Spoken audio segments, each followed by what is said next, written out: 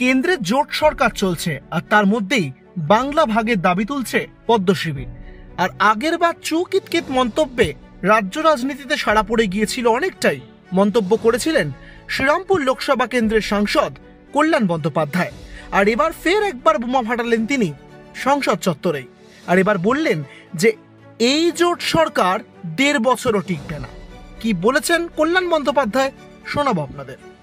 বাংলা ভাগ করবে, একবার বলুক না বাংলায় যে বাংলা ভাগ করবো, একবার যে বলুক বিজেপির কোন নেতা আছে বাংলা ভাগ করবো, সেই জায়গা থেকে সে বাংলার লোক তাকে ফিরতে দেয় কিনা দেখে নিন না, বলে দিলেই হলো। একবার যে বলুক আগে।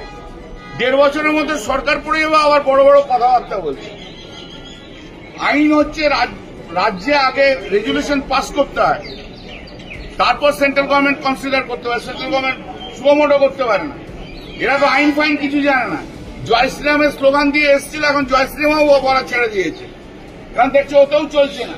শ্রীরাম এসেছে, ভালো হয়েছে, পাপি টাপি লোকগুলোকে সরিয়ে দিয়েছে একদম।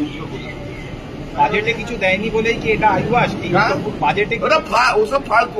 বাজেটে দেয়নি, মুভমেন্ট হচ্ছে। বাংলার লোক ওদের বিরুদ্ধে খেপে গেছে, সবাই জানে এরা বাংলা বিরোধী। বাংলা